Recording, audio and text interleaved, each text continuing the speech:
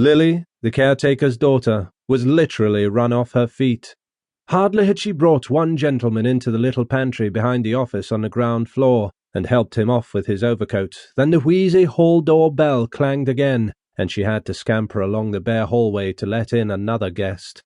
It was well for her she had not to attend to the ladies also. But Miss Kate and Miss Julia had thought of that and had converted the bathroom upstairs into a ladies' dressing room. Miss Kate and Miss Julia were there, gossiping and laughing and fussing, walking after each other to the head of the stairs, peering down over the banisters, and calling down to Lily to ask her who had come. It was always a great affair, the Mrs. Morcan's annual dance.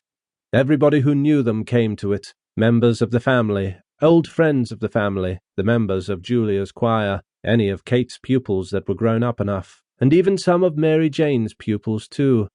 Never once had it fallen flat. For years and years it had gone off in splendid style, as long as anyone could remember, ever since Kate and Julia, after the death of their brother Pat, had left the house in Stony Batter and taken Mary Jane, their only niece, to live with them in the dark, gaunt house on Usher's Island, the upper part of which they had rented from Mr. Fulham, the corn factor on the ground floor. That was a good 30 years ago if it was a day. Mary Jane, who was then a little girl in short clothes, was now the main prop of the household, for she had the organ in Haddington Road. She had been through the academy and gave a pupils' concert every year in the upper room of the ante and concert rooms. Many of her pupils belonged to the better class families on the Kingstown and Dalkey line. Old as they were, her aunts also did their share. Julia, though she was quite grey, was still the leading soprano in Adam and Eve's, and Kate, being too feeble to go about much, gave music lessons to beginners on the old square piano in the back room. Lily, the caretaker's daughter, did housemaid's work for them.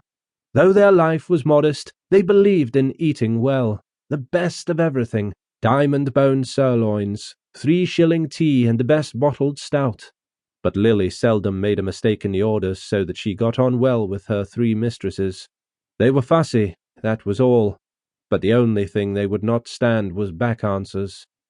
Of course they had good reason to be fussy on such a night, and then it was long after 10 o'clock, and yet there was no sign of Gabriel and his wife.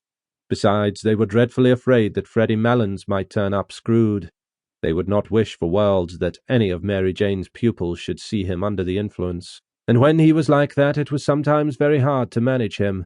Freddie Malins always came late, but they wondered what could be keeping Gabriel, and that was what brought them every 2 minutes to the banisters to ask Lily had Gabriel or Freddie come. "Oh, Mr. Conroy," said Lily to Gabriel when she opened the door for him. "Miss Kate and Miss Julia thought you were never coming. Good night, Mrs. Conroy." "I'll engage they did," said Gabriel, "but they forget that my wife here takes 3 mortal hours to dress herself." He stood on the mat, scraping the snow from his galoshes, while Lily led his wife to the foot of the stairs and called out, "Miss Kate, here's Mrs. Conroy."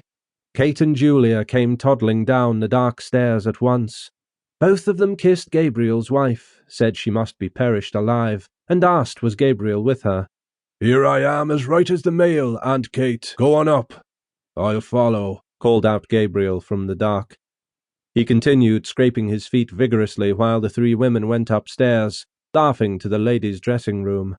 A light fringe of snow lay like a cape on the shoulders of his overcoat, and like toe-caps on the toes of his galoshes, and, as the buttons of his overcoat slipped with a squeaking noise through the snow-stiffened frieze, a cold, fragrant air from out of doors escaped from crevices and folds.